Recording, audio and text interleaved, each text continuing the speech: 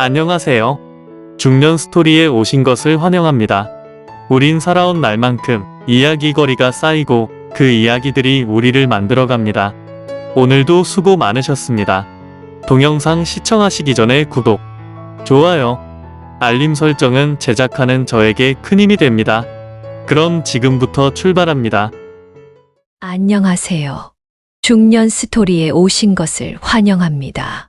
오늘 주제는 중년 부부가 행복해지는 소통법이라는 주제로 얘기해 보려고 합니다. 그럼 지금 바로 시작합니다.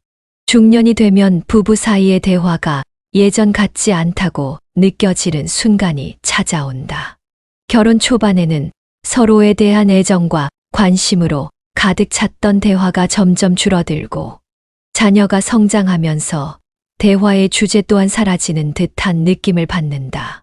한때는 일상의 크고 작은 일들을 나누던 사이였지만 어느새 각자의 생활에 집중하다 보니 집 안에서도 마주보고 이야기하는 시간이 줄어든다. 어쩌다 함께 있어도 TV를 보거나 휴대폰을 만지작거리며 서로에게 집중하지 못하는 경우가 많아진다. 우리 이렇게 대화가 없었나? 예전에는 서로에게 관심이 많았는데 요즘은 무슨 생각을 하는지 모르겠어. 이런 고민을 하고 있는 부부라면 지금부터라도 작은 변화를 시도해 볼 필요가 있다. 사소한 대화 하나, 따뜻한 말 한마디가 부부 관계를 완전히 달라지게 할 수 있기 때문이다. 그래서 실천 방법을 알아보면 하루 10분 오직 서로에게 집중하는 시간 만들기입니다. 한 부부는 대화가 줄어든 것을 심각하게 느끼고 있었다. 남편은 퇴근 후 TV 앞에만 앉아 있었고 아내는 스마트폰을 보며 조용히 시간을 보내는 날이 많아졌다. 이대로 가다가는 서로 더 멀어질 것 같다는 불안감이 들던 어느 날 아내가 우리 하루에 10분만이라도 대화를 해보자. 라고 제안했다. 처음에는 어색했다. 오늘 하루 어땠어? 라는 말도 어쩐지 어색하게 느껴졌다. 하지만 차츰차츰 이야기의 흐름이 자연스러워지기 시작했다. 어릴 적 추억을 떠올리기도 하고 요즘 관심 있는 것들을 이야기하면서 서로의 생각을 공유하는 시간이 늘어났다.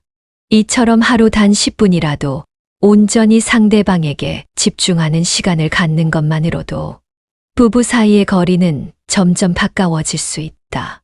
TV를 끄고 휴대폰을 내려놓고 오직 상대방의 얼굴을 보며 이야기하는 습관이 부부의 소통을 되살리는 첫걸음이 된다. 두 번째 실천 방법은 작은 칭찬과 감사의 말이 부부 관계를 변화시킨다입니다. 칭찬은 고래도 춤추게 한다는 말이 있습니다. 작은 칭찬 한마디가 부부 관계의 변화가 찾아오게 됩니다. 우리 남편은 나한테 관심이 없는 것 같아. 우리 아내는 잔소리만 하고 나를 무시하는 것 같아. 이런 불만이 생기는 이유는 서로에 대한 긍정적인 표현이 줄어들었기 때문일지도 모른다. 연애할 때는 멋있다, 예쁘다, 고마워 같은 말이 자연스럽게 나왔지만 오랜 결혼 생활을 하다 보면 그런 말들이 점점 사라진다. 하지만 작은 칭찬과 감사의 말이 주는 힘은 생각보다 크다. 오늘 저녁 맛있었어. 고마워. 운전하느라 고생했어. 덕분에 편하게 다녀왔어. 오늘 입은 옷이 잘 어울려. 멋있네. 이처럼 간단한 한마디라도 서로를 존중하고 사랑하는 마음을 표현하는데 큰 도움이 된다. 한 부부는 하루에 한 번씩 오늘 고마웠던 일과 잘했다고 생각하는 일을 이야기하는 습관을 들이면서 부부 사이의 관계가 한층 더 따뜻해졌다고 한다. 상대방에게 기대하는 것보다 작은 말 한마디라도 먼저 표현해 보는 것이 중요하다. 세 번째 실천 방법은 배려와 공감이 있는 대화가 갈등을 줄인다입니다. 50대 초반의 한 부부는 자주 싸웠다. 특히 아내가 힘든 일을 이야기하면 남편은 그렇게 하면 되잖아라며 해결책을 먼저 제시하는 경우가 많았다. 그러다 보니 아내는 내 이야기를 제대로 들어주지 않는 것 같아 라고 느끼고 남편은 도와주려는 건데 왜 기분이 나쁜 거지? 라고 오해하는 일이 반복되었다. 이 부부는 상담을 통해 공감하는 대화법을 배우게 되었다.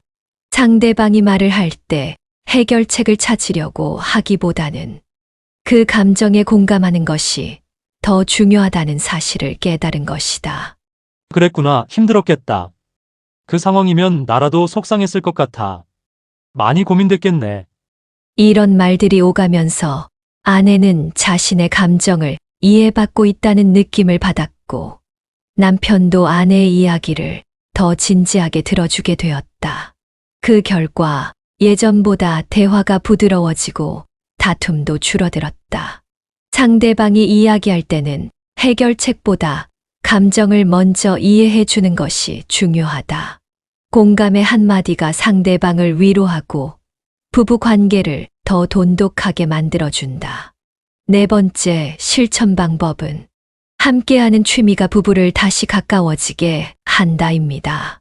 어느 날 한 부부는 우리가 예전보다 너무 대화가 없어진 것 같아라는 위기감을 느꼈다. 서로 각자 할 일이 바쁘고 대화도 점점 줄어들면서 예전처럼 편안한 느낌이 들지 않았다. 그러던 중 아내가 우리 같이 등산해 볼래? 라고 제안했고 남편도 별다른 생각 없이 따라 나섰다. 그렇게 함께 산을 오르면서 서로에게 자연스럽게 말을 걸고 주변 풍경에 감탄하며 조금씩 가까워지는 느낌을 받았다. 이후 이 부부는 함께 할 수 있는 취미를 늘려갔다. 등산뿐만 아니라 요리 수업을 함께 듣기도 하고 주말마다 여행 계획을 세우면서 공통의 관심사를 만들어 나갔다. 부부가 함께하는 시간이 많아질수록 대화는 자연스럽게 늘어나고 관계는 더욱 돈독해진다. 공통된 관심사를 찾고 함께 즐길 수 있는 활동을 만들어 보는 것이 소통을 회복하는 좋은 방법이 될 수 있다.